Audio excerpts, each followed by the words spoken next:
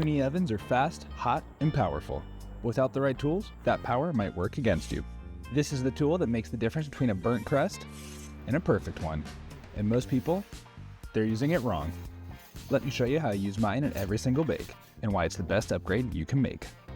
Let's prep a pizza and walk through a full bake. I'll show you exactly when I turn, why I turn, and what to watch for. But before we bake, let's get one no-no out of the way. Do not use your turning peel to launch your pizza. Just don't do that. We'll cover more launch tips in future videos. After launching, I give the dough about 30 seconds. It's just enough time for the base to set without sticking.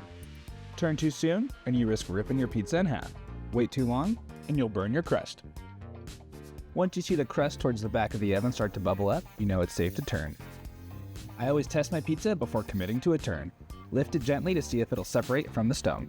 And if it does, slide the peel under the edge, lift gently off the stone, and rotate it about 90 to 120 degrees. Now, you wait. Don't mess with it every 5 seconds, you just let the heat do the work. And soon enough, it'll be time to turn again. Same motion, lift, rotate, and set it back down. You'll notice it's more of a steering than a flipping.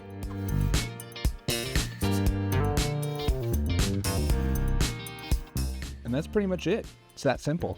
Whenever you see your crust puff up towards the heat, get that turning peel in there and give it a quick turn. The beauty of this thing is that it conserves heat during your bake. You aren't constantly pulling the pizza in and out of the oven to turn it. You'll find that'll give you a more consistent, better bake. This pizza is using Poco Barro's frozen New York dough. That means I'm cooking it low and slow, and I had to turn it quite a bit to keep that bake even.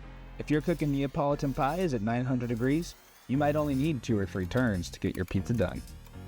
Now, I'm going to pull this pizza out to add some toppings, and I'm not going to use my turning peel or my bamboo launching peel. I'm just using a standard perforated aluminum peel. The turning peel is great for rotating, but it's just too small and unstable for moving a hot, half-baked pie. I need full support, especially with the soft crust and extra weight going on top. Once the toppings are on and it's back in the oven, back to the turning peel to keep things moving. As we reach the end of this bake, I'm going to start checking the undercarriage. I want it to be evenly golden, nice and crispy. Just a few more turns, and once I'm happy with it, it's time to pull. The turning peel gave me full control, and now we've got an even bake to show for it. Once you've got the rhythm, turning peels become second nature.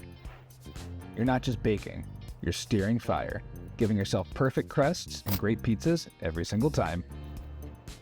If you want to try this setup, everything I use is linked below.